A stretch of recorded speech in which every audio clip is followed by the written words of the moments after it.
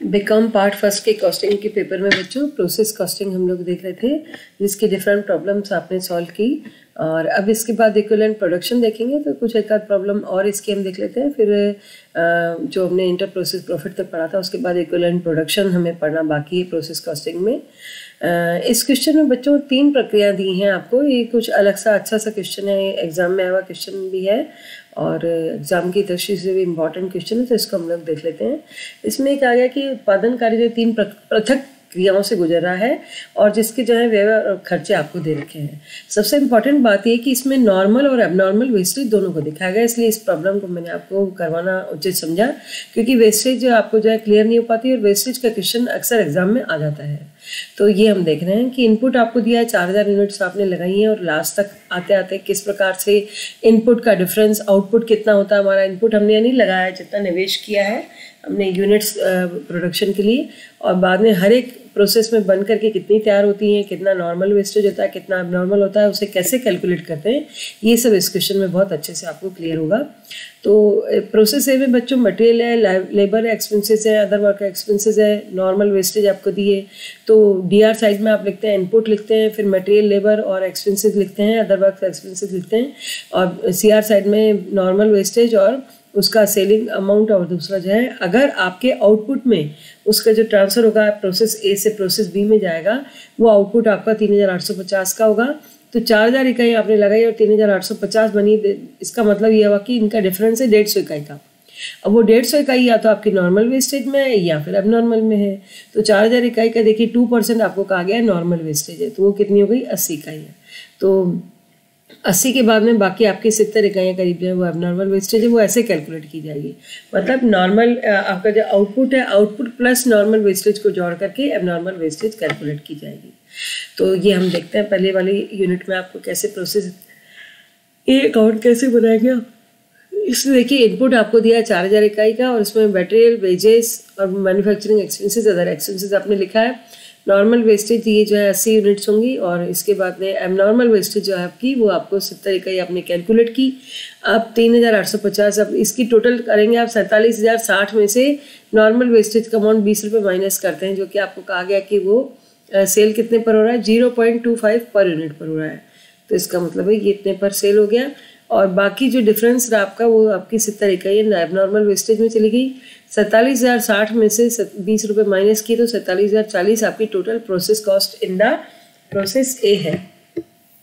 इसमें आपने 3920 इकाइयों का भाग दिया। कौन कौन सी? 3850 प्लस 70 का भाग दिया, तो भाग देने पर आपका आता है, डिवाइड करने पर 12 रुपये प्रति इकाई आ जाता है, जो कि आपकी क्या कहलाएगी, 12 रुपये आपकी पर यूनिट कॉस्ट कहलाएगी। चलिए आगे देखते हैं। 3850 इकाई जो आपकी 46,200 पे आगे आ गई। मटेरियल, वेजेस, एक्सपेंसेस आपको दे ही रखे हैं, और अब इसका नॉर्मल वेस्टेज निकालना है। 3850 का आपको कहा गया है 4% वेस्टेज है, तो 3850 इंटू 4 करेंगे तो 154 इकाई आपकी नॉर्मल वेस्टेज है, और वो सेल हो रही है 0.50 पर। ठीक है, तो 154 को 0.50 करेंगे तो जो अमाउंट आता है वो आपको लिखना है इसमें, ये आएगा 77 रुपीज़। चलिए इसके बाद में जो आपको दिया है एबनॉर्मल वेस्टेज, मैंने आपको वही तरीका बताया। अब इसके एक्चुअल प्रोडक्शन देखिए, इसमें आउटपुट कितना हुआ है 3600 इकाई का, तो 3600 प्लस 154 जोड़ करके 3850 में से माइनस करिए तो डिफरेंस आ जाएगा एबनॉर्मल वेस्टेज का। अच्छा, एबनॉर्मल वेस्टेज और प्रोसेस का जो ये आपकी जो है 3600 जो आपका आउटपुट है, इन दोनों को जोड़ करके आपको जो है कॉस्ट इन दोनों की सेम ही लिखनी होगी। तो ये आपकी कॉस्ट निकलेगी 66,605 रुपये में से आपको 77 रुपीज़ माइनस करने, तो आता है 66,528 रुपये टोटल कॉस्ट आती है। में 3696 इकाइयों का भाग देंगे आप। कौन कौन सी? प्रोसेस की ट्रांसफ़र और आउटपुट वाली प्लस एबनॉर्मल वेस्टेज वाली, इनका भाग दिया तो 18 रुपये पर इकाई आपकी जो है कॉस्ट आ जाती है, और 18 रुपये को 96 से गुणा करेंगे, 3600 से गुणा करेंगे तो आपकी कॉस्ट आ जाएगी। ठीक है, ये आपका आसाम क्षेत्र तक का हो गया। इसके बाद प्रोसेस सी है आपका। प्रोसेस सी में बिल्कुल सेम मिलर उसी तरह से प्रोसेस बी से ट्रांसफ़र होकर के आया आपके पास 3600 इकाइयाँ, और उनके प्रोडक्शन कॉस्ट आपको दी है। फिर मटेरियल, वेजेस, वही सेम तरीका क्वेश्चन से लेना है आपको। मेन आपको इस क्वेश्चन में आपको नॉर्मल और एबनॉर्मल वेस्टेज समझनी है कि किस प्रकार से उनका ट्रीटमेंट होता है, प्रैक्टिकली उसको हम कैसे ट्रीट करते हैं। नॉर्मल वेस्टेज यहाँ पर आपको जो है वापस देखिए क्वेश्चन में क्या दे रखा है। नॉर्मल वेस्टेज तीसरी इकाई पे 2.5% है, ठीक है, 2.5%।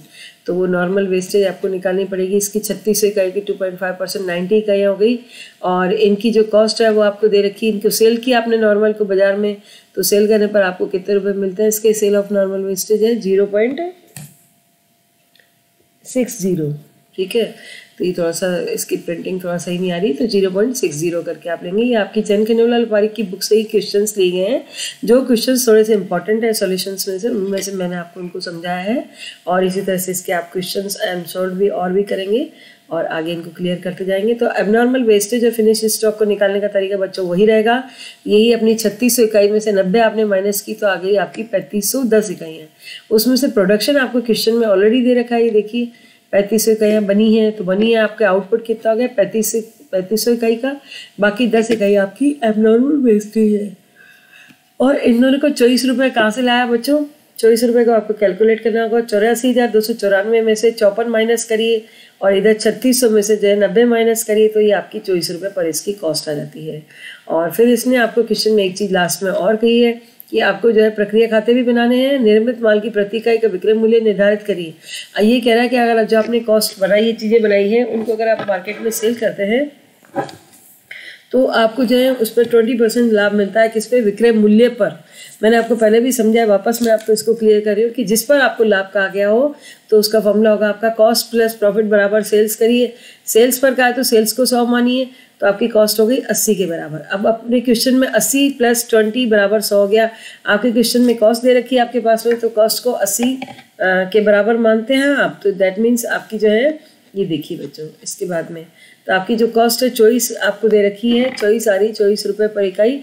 तो 24 आपका 80 के बराबर है, तो 20 के बराबर जो होगा वो आपका लाभ होगा, और वो है 6 रुपये। तो 6 रुपये उसमें जोड़ देंगे तो 30 रुपये आप उसका बाजार में सेलिंग प्राइस आप उसकी रख सकते हैं। ये क्वेश्चन आपका जो है, जो कि नॉर्मल और एबनॉर्मल लॉस को प्रदर्शित करता है प्रोसेस कॉस्टिंग अकाउंट में, कॉस्टिंग के आपके पेपर में।